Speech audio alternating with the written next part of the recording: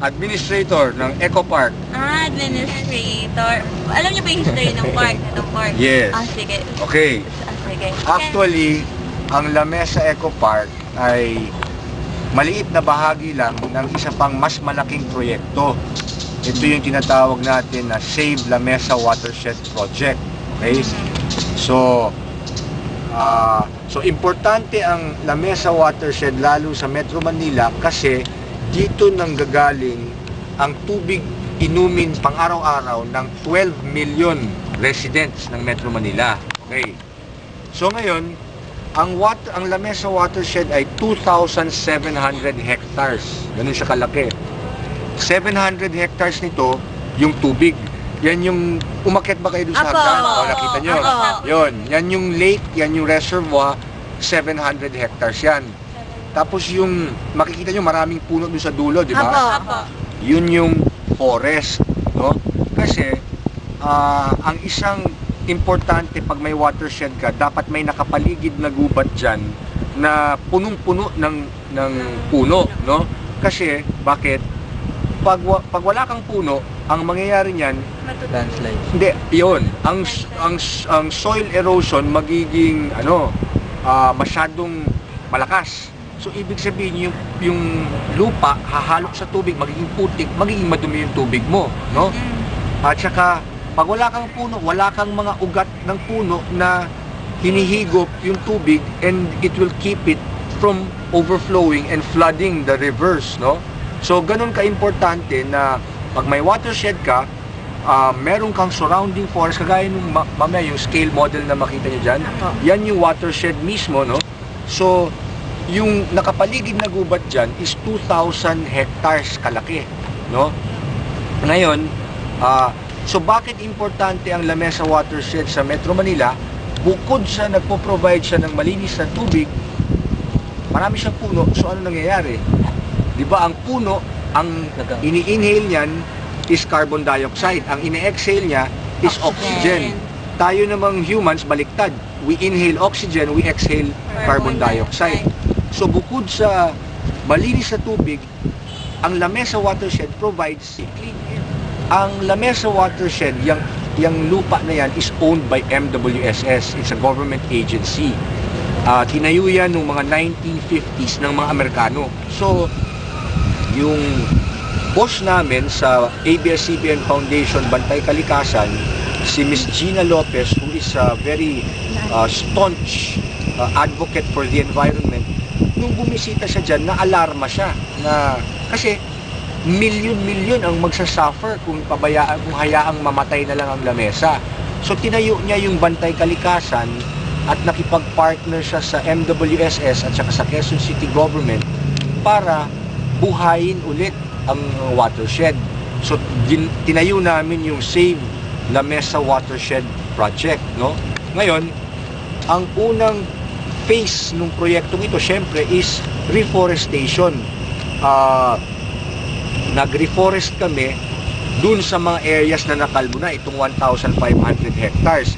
Nagsimula kami 1999, ngayon 2007. It's been only 8 years pero we're very proud to say na out of 1,500 plus hektarya na kailangan i-reforest, ngayon we're down to about 30 hectares left na kailangan i-replant. So, paano nangyari ito? Paano naging successful itong project na ito? Ang ginawa namin, in-involve namin ang general public kasi meron kaming mga adoption packages, no?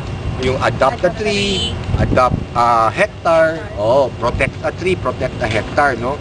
Na depende sa kung malaki kang korporasyon, pwede ka mag-adopt a hectare. Yung mga maliliit naman, they adopt individual trees, no? So, sa ganitong paraan, napabilis yung pag-reforest ng watershed. Ngayon, ayaw naman natin na maging ningas-kugon itong proyektong ito kasi ang makikinabang dito hindi lang tayo pero yung susunod pang mga henerasyon pagkatapos natin, no? So nung 2003 naisipan na itong 33 hectares na park na ito, matagal na rin to dito, 1960s pa lang, nandito na to. Pero kagaya ng watershed, napabayaan ito, maraming mga illegal settlers dyan na naging no man's land siya. So walang pumupunta dito kasi ito sa squatter colony. Pag pumarada ka dyan, baka pagbalik mo, wala na yung kotse mo. Pag pumasok ka sa loob, baka ma-hold up ka. Gano, di ba? Yung mga ganon. Pero nung 2003, again, ang Bantay Kalikasan nakipag-partner sa MWSS at kay Mayor Belmonte.